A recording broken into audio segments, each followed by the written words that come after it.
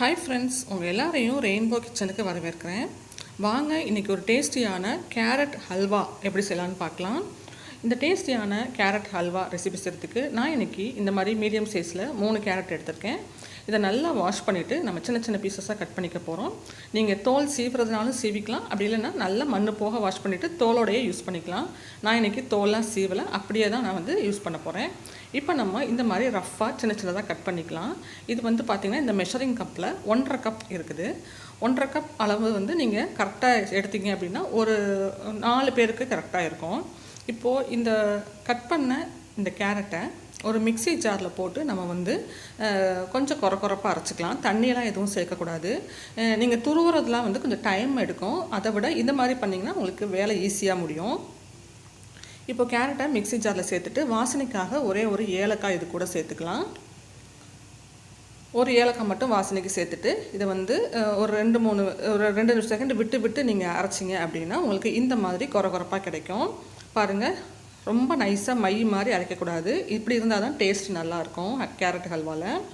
இப்போது இதில் பார்த்திங்கன்னா தெரியும், ஒரு சில பீசஸ் அரைப்படாமல் கூட இருக்குது. அதனால பரவாயில்ல, அது நல்லா வேகும் போது நல்லா மேஷ் ஆகி வந்துடும். இப்போது இந்த மாதிரி இதை அரைச்சி ரெடி பண்ணிட்டீங்க அப்படின்னா நம்ம குயிக்காக ஹல்வா செய்ய ரெடி பண்ணிடலாம். இப்போ இந்த கேரட் ஹல்வாவுக்கு பார்த்திங்கன்னா நான் சொல்லியிருக்கேன்ல, இந்த மாதிரி கொஞ்சம் திரியாக இருக்கணும். இப்படி தான் அரைச்சிக்கணும். இதுக்கு ஆர்டிஃபிஷியலாக கலர்ஸ்லாம் எதுவுமே தேவையில்லை. கேரட்டோட கலரே ரொம்ப சூப்பராக இருக்கும். இப்போது நம்ம மெஷரிங் கப்பில் 1.5 கப் கேரட் எடுத்துருந்தோம் இல்லையா, அதுக்கு அதே கப்பில் 2 கப் அளவுக்கு தண்ணி சேர்த்துக்கோங்க. தண்ணி நல்லா கொதி வரணும். கொதி வந்த பிறகு நம்ம மிக்ஸி ஜாரில் அரைச்சி ரெடியாக வச்சுருக்கிற அந்த கேரட் துருவலை சேர்த்துக்கலாம். கேரட் துருவலை சேர்த்துட்டு இந்த கேரட்டுடைய பச்சை வாசனை போகிற வரைக்கும் முதல்ல ஒரு 10லேருந்து 15 நிமிஷம் மீடியம் ஃப்ளேமில் ஸ்டவ்வை வச்சு இது நல்லா கலந்து விட்டு இதை நம்ம வேக வச்சுக்கணும். முதல்லையே நீங்கள் பால் சேர்த்துற வேண்டாம். நம்ம இந்த டிஷ்க்கு பால் சேர்ப்போம். எடுத்தோடனே பாலில் வேக வைக்கலாம்னு நினைக்காதீங்க. இந்த மாதிரி கொஞ்சம் நேரம் தண்ணியில் போட்டு வேக வைக்கும் போது அந்த கேரட்டில் உள்ள அந்த கேரட்டுக்குன்னு ஒரு வாசனை இருக்கும் இல்லையா, அந்த வாசனையெல்லாம் ரிமூவ் ஆகிட்டு நம்ம அல்வா சாப்பிடும்போது அந்த கேரட்டோட ஸ்மெல்லாம் எதுவுமே இல்லாமல் இருக்கும். இப்போ இந்த மாதிரி நல்லா மிக்ஸ் பண்ணி விட்டுடுங்க. இப்போ இது சீக்கிரம் நம்ம சின்ன சின்னதாக கட் பண்ணி துருவி போட்டிருக்கிறதுனால ரொம்ப சீக்கிரமாகவே குக் ஆகிடும். மீடியம் ஃப்ளேமில் வச்சு இது நல்லா வெந்து அந்த தண்ணி பூரா வற்றி திக்காக வரணும். ஓரளவு திக்காக வந்ததுக்கு அப்புறம் தான் நம்ம பாலில் வேக வைக்கணும். பாருங்கள், நம்ம கலர்லாம் எதுவுமே சேர்க்கல. அந்த கேரட்டோட கலரே ரொம்ப சூப்பராக இருக்கும். இதே மாதிரி ஓப்பன் பேன்லேயே வேக வச்சுக்கோங்க. மூடி போட்டுலாம் வேக வைக்க வேண்டிய அவசியம் இல்லை. இப்போ பாருங்கள், அந்த தண்ணி பூரா வற்றி கேரட் நல்லா சாஃப்டாக இந்த மாதிரி குக் ஆயிடுச்சு. உங்களுக்கு பார்த்தா தெரியும். இதுக்கப்புறமா நம்ம பால் சேர்த்துக்கலாம். 1 கப் அளவுக்கு பால் நம்ம இன்றைக்கி யூஸ் பண்ணுறோம். நல்லா திக்கான காய்ச்சி ஆற வச்ச பால் யூஸ் பண்ணுங்கள். அப்போ டேஸ்ட்டு ரொம்ப சூப்பராக இருக்கும். அந்த 1 கப் பாலில் பாதி 1/2 கப் மட்டும் இப்போ முதல்ல சேர்த்து ஒரு தடவை மிக்ஸ் பண்ணிவிட்டு இப்போயுமே ஸ்டவ்வை மீடியம் ஃப்ளேம்லேயே வச்சு நல்லா இடையில ஒரு 2 நிமிஷத்துக்கு ஒரு தடவை கலந்து விட்டு இது கொஞ்சம் வற்றி வரும்போது மிச்சம் இருக்கிற அந்த 1/2 கப் பாலையும் நம்ம சேர்த்துக்கலாம். இது கொஞ்சம் திக்காகி வந்ததுக்கப்புறம் நான் உங்களுக்கு காமிக்கிறேன். மீடியம் ஃப்ளேம்லேயே ஸ்டவ்வை வச்சு கொதிக்க விடுங்க. பாருங்கள், இந்த மாதிரி மீடியம் ஃப்ளேமில் அது நல்லா கொதித்து அந்த பால்லையே நல்லா அந்த கேரட் இன்னுமே நல்லா வெந்து சாஃப்டாக கிடைக்கும். இப்போ பார்த்திங்கன்னா தெரியும், நல்லா திக்காகிடுச்சு. இந்த ஸ்டேஜில் நம்ம இன்னும் ஒரு பாதி கப் பால் மிச்சம் வச்சுருக்கோம்ல, அதையும் நம்ம சேர்த்துடலாம். சேர்த்துட்டு இதே மாதிரி இன்னும் நல்லா திக்காக சுண்டி வர்ற வரைக்கும் வெயிட் பண்ணணும். மீடியம் ஃப்ளேம்லேயே ஸ்டவ்வை வச்சுக்கோங்க. அப்போ தான் சீக்கிரமாக நமக்கு குக் ஆகி நமக்கு சீக்கிரமாக அல்வா ரெடி ஆகும். சிம்மில் வச்சிங்கன்னா ரொம்ப டிலே ஆகும். மீடியம் ஃப்ளேமில் வச்சுக்கோங்க. ஹை ஃப்ளேம்லேயும் வைக்க வேண்டாம். அடி பிடிக்காமல் இருக்கான்னு அப்பப்போ நீங்கள் கலந்து விட்டுருங்க. இப்போ பார்த்திங்கன்னா தெரியும், நம்ம பால் எல்லாமே சேர்த்து அந்த கேரட்டில் நல்லா வெந்து இந்த மாதிரி சூப்பராக வந்ததுக்கு அப்புறமா தான் நம்ம சர்க்கரை சேர்க்கணும். சர்க்கரை 1/2 கப் அளவில் நான் பாதி தான் எடுத்துருக்கேன். ஏன்னா கேரட்டே நல்லா இனிக்கும். உங்களுடைய அந்த இனிப்பு சுவைக்கு ஏற்ப நீங்கள் செக் பண்ணிவிட்டு சேர்த்துக்கலாம். நான் இன்றைக்கி 1/2 கப் சர்க்கரையில் கொஞ்சம் சேர்த்துட்டு கொஞ்சம் மட்டும் நிறுத்தி வச்சுருக்கேன். டேஸ்ட் பண்ணி பார்த்துட்டு தேவைப்பட்டால் சேர்த்துக்கலாம்.